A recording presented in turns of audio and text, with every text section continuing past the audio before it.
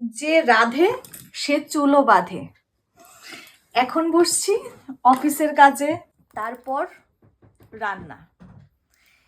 বৃষ্টির দিন, একটু একটু ঠান্ডা, খিচুড়ি, পারলে একটু চাটনি। মেয়েরা মায়ের জাত, মেয়েরা সব পারে। ওই যে কথাই আছে, আমি নারী, আমি সব পারি। জীবনে প্রথমবার কিছু করতে যাচ্ছি, সেটা হলো খিচুড়ি। খেতে আমি ভীষণ ভালোবাসি, কিন্তু করতে এতদিন ভয় লাগতো। দাঁড়াও দেখি। চিনি, মুগ ডাল, কাজু বাদাম, ধনে, জিরা। বাবা সবকিছু নিয়ে এলেন। এই পাশে কি হচ্ছে?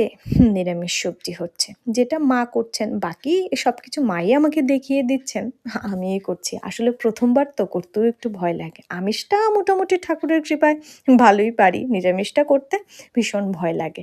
আর বিশেষ করে নিরামিষটা যেহেতু মা খান, ওই জন্য মায়ের জন্য করতে এরকম মনে হয় যেন হাত কাঁপে। খিচুড়ি, হ্যাঁ খিচুড়ি, মুগ ডাল দিয়া, সবজি টবজি দিয়া একদম। যতবারই ঘরে খিচুড়ি কিংবা চিংড়ি, দ্বীপের যেই খাবারগুলো ভীষণ প্রিয় সেগুলো রান্না হয়, ততবারই ভীষণ মিস করি ওকে। আই প্রমিস, নেক্সট টাইম তুমি যখন আসবে, এইবার কিন্তু খিচুড়িটা আমি করে খাওয়াবো তোমায়। আর এখানে মুগ ডালটা যেটা একটু ভাজা করে রেখেছিলাম, সেটা দিয়ে দিলাম। বাইরে দাঁড়াও, কি ঝড়ো হাওয়া বইছে, একবার দেখো কি জোরে বৃষ্টি হচ্ছে বাইরে। ওই যে বললাম, ঠান্ডা আর খিচুড়ি দুটোই জমে একাকার।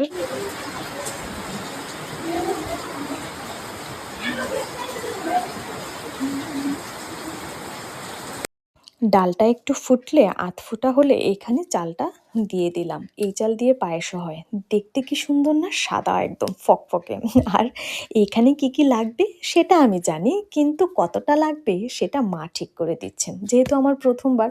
আর হাতে যদি গরম লেগে যায়, ওই জন্য মাই হাঁড়ির মধ্যে সম্বারটা দিয়ে দিলেন। দাঁড়াও, এইবার দেখি কেমন হয়েছে। আমার তৈরি জীবনের প্রথমবার খিচুড়ি, প্রথমবার।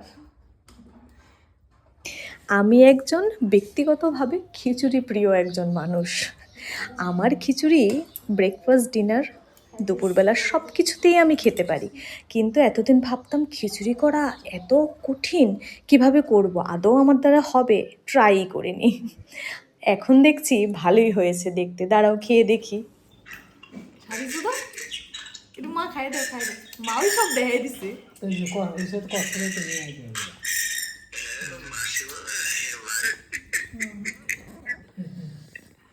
আজকে যদি ওই মাও থাকতো, ভীষণ ভালো হতো। খুব মিস করছি।